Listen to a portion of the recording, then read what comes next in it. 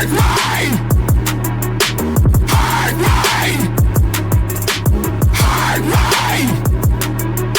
sick of this game and bury the shame. Fucking hurt me. You know what I did? What did you do? What'd you do? I watched a Netflix show. Ew. I actually watched a Swedish show. I cannot, for the life of me, watch stuff that is not in English. If it's subbed, then I'm just paying attention to the subtitles, and I can't. Yeah, I know what you mean. If it's dubbed, then it just messes me up because, like, you know what they say. You know, like their lips moving don't match what I'm hearing. Yeah, it's distracting. It's distracting. I'm sorry. I have a condition. Normally, I watch a show while doing something else, and I'm able to pay attention to it. But if it's in a different language and it's subbed, I need to pay extra attention to it and not miss any, I don't know, subtleties. Anime is fine. I can watch anime, subbed or dubbed, but I kind of watch it dubbed. I'm sorry. I'm basic like that. But what I watched was a show called The Playlist. Of course you did. Can you guess what it's about? Is it about Spotify? It's about Spotify. Of course. And oh my god. Hold on. So let me start with the good stuff. Each episode is like told from the perspective of someone else who was sort of involved with Spotify. The first one is from the CEO. Perspective. This I don't know. Another episode might be from the lawyer's perspective. Another one from the coder's perspective, like the lead coder. Okay. And they do a lot of cool shots. Like the cinematography is actually pretty goddamn good. I mean, for example, for the coder's episode, you know, whenever he's sort of living his daily life. Coders have lives. Well, funny you should mention that, because like whenever, you know, he's living his like daily life, even, you know, hanging out with his girlfriend or whatever, you know, the colors, like the color grading. I know you're shocked that he has a girlfriend. No, come on, let's not stereotype. Yeah, okay. The colors are sort of very, very dark and very desaturated. It's like there's no real joy in his life, except when he's either coming up with like a cool like solution, a coding solution to like a problem, or he's explaining some concepts, you know, like how they had to move from server architecture to peer-to-peer, and he's explaining it, and there's all these colors, and they did like this beautiful one shot with graphics appearing on screen, and it's a whole thing. It's actually very, very cool. The lawyer's episode is also cool because like most of it is happening in like this so I think in Sweden they have these like sort of meeting halls where they have offices and stuff where you can basically like schedule, I don't know, meetings and things like that, corporate stuff. Okay. And like most of the episode is happening in those halls or in those rooms that are connected, but the show is sort of covering a lot of time. So like maybe she comes out of a meeting with the lawyers from Sony, right? And she goes into the hallway, she like changes in this sort of fourth wall breaking you know, one take, and then she goes into another room and suddenly like she's in New York. For the business partners episode, he has ADHD, and he tends to be sort of an unreliable narrator. So like you see a part, you know, that he's a part of his life or whatever, and it's like super flashy and all of that, and then, you know, he says that that's not actually how it happened. I see. So they're doing a lot of cool stuff in this show. Like the production team, top notch. Gotta say.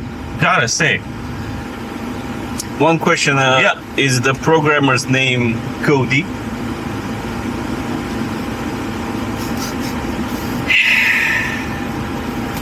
But now we get to the list fun stuff. So I swear to God, like the first episode, so it's from the perspective of the CEO, and he's this brilliant, you know, programmer, and he comes and he takes care of his mom, and he comes home to his mom's, and he sees that she has all these coupons, like all these, you know, magazines with like coupons and stuff, Yeah. and he's like, so many ads.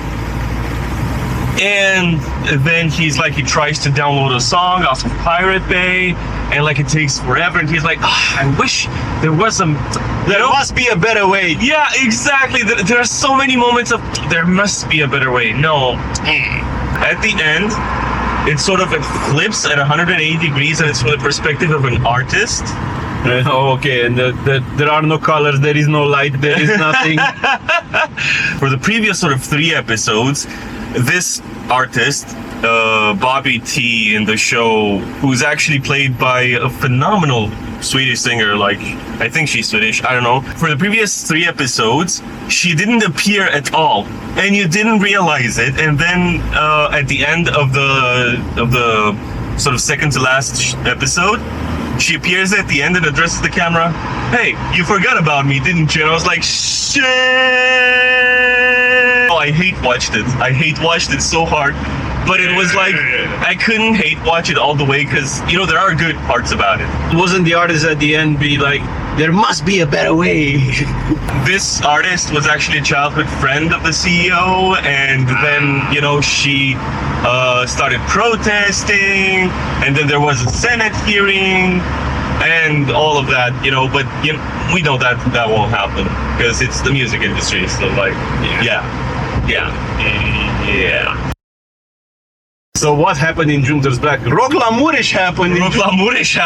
Man, our first open air festival. Holy our first, long distance. Oh my gosh, like Very long distance. oh my gosh, it was like a 12-hour drive. And we don't have no driver, we only have Cezar. And I ain't no driver. I'm a bass player. So in total, we did like 1,700 kilometers Oh yes. in 3 days. Yeah, pretty much. Which wasn't that bad, but it was just, like the heat. Apart from the drive, there was the fest.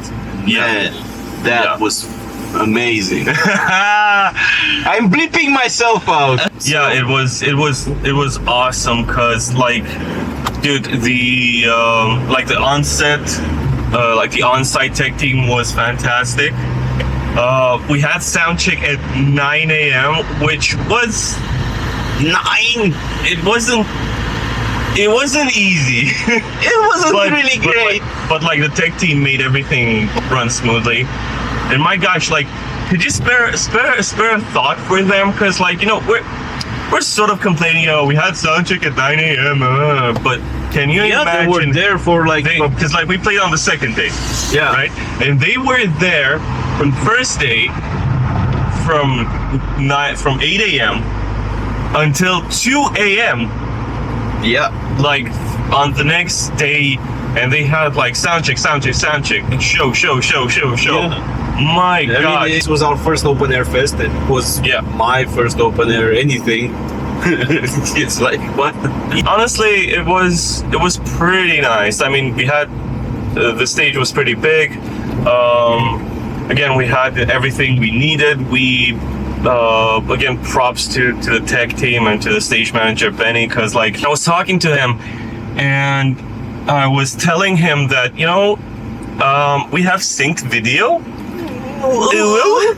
And it'd be awesome if we had like an HDMI connection on stage, just to that's the simplest way for us to run synced video to LED screens, because I knew that they had an LED screen, and to his credit, my man was like, yeah, sure, we'll make it happen. We had a great sound engineer, we had a great team. Our June crew was with us, withstanding the heat with us and helping us immensely as always.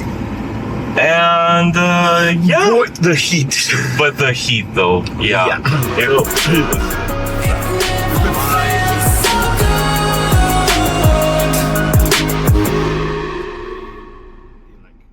I'm sorry, I'm basic like that.